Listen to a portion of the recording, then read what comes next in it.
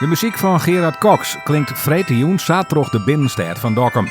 Stadsbijendier Auke de Boer speelt het als eerbetoon.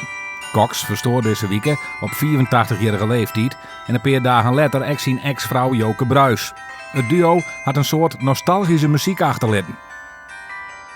Ik heb een grote bewondering voor hem, omdat hij de kunst heeft om een soort mooie melodijen die al lang bestonden, om daar een nieuwe tekst op te schrijven. En dat is natuurlijk heel moeilijk, want je bent al boen aan de melodij die je hebt. Als je het andersom werkt, dan maak je eerst een tekst en dan maakt een componist daar een melodij op. Maar nu weer de melodij er al en hier had er hele mooie teksten bij maken.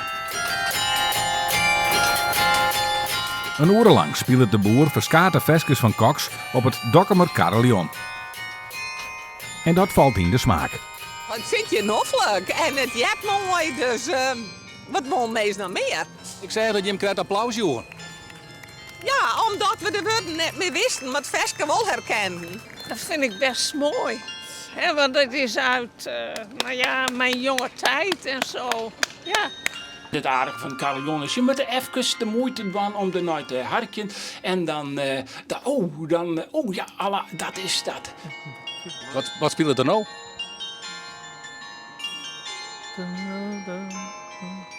Toen weet we die emmet. Nee, ja, Toen was geluk heel gewoon.